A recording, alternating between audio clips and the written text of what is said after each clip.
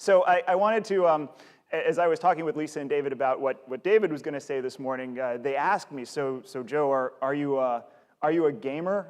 And I kind of said, well, I guess so. And so David said, great, you're an avid gamer. And I was even more uncomfortable maybe with that idea.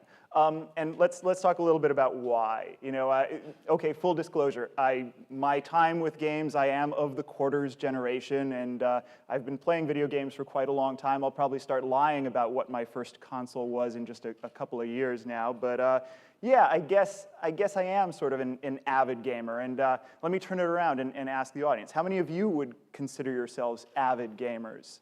Show of hands, anyone?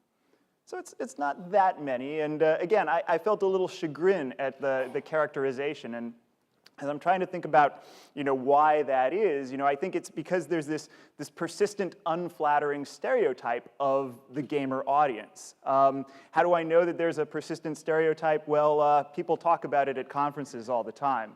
So it's got to be true, right? So what is this stereotype? The avid gamer is a teenage guy. He lives in his parents' basement. He almost never leaves the house. He has really interesting notions of what a romantic ideal would be like if he thinks about romance at all. And the point is, okay, the stereotype exists, and it exists because at one point in time, maybe there was a grain of truth in it, but it's not at all true today. The facts tell us that more than half of American adults play video games. If you look at it on a household basis, about 2/3 of US households include gamers in them. About 42% of US households own at least one game console, and 40% of US gamers are women. And that's a point that's worth talking about just a little bit more. Women over 18 constitute over 1/3 of the total gamer population in the United States. That's compared to boys under 17 who are only about 18% of the gamer population. On the age front, too, the stereotype really doesn't hold true at all. If you look at the stats, about 1/4 of Americans over the age of 50 currently play video games. In 1999, that number was under 10%. The average age of a gamer these days is 35. So I'm right about there, more or less. And even the AARP now includes a game section on its website. So games aren't just for the kids anymore.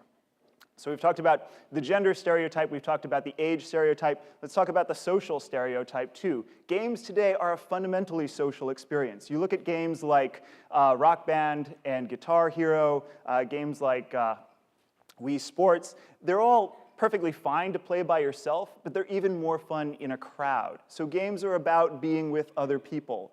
You also have the whole genre of massively multiplayer online games that, again, are social, maybe in a way that hews a little closer to the typical stereotype, but still, games are about interacting with other people. So for the retired crowd, you know, I think we're seeing Nintendo's Wii and a bunch of, you know, low barrier to entry titles really sort of starting to take the place of the weekly bridge game or mahjong game, and I think that's a great thing. Then again, there is also still bridge to be had. It's just that these days, your partners and opponents could come from anywhere in the world. You don't have to worry about where the deck of cards is or who's going to bring the chips and dip. So I think it's a great time to be exploring the gaming audience if you're an advertiser or a marketer.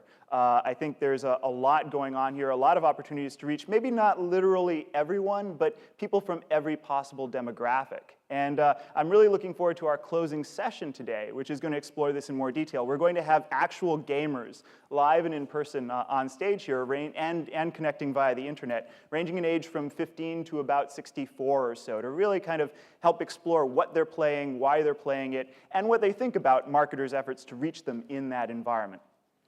But we have a full day of content planned that's really going to help you understand the space better.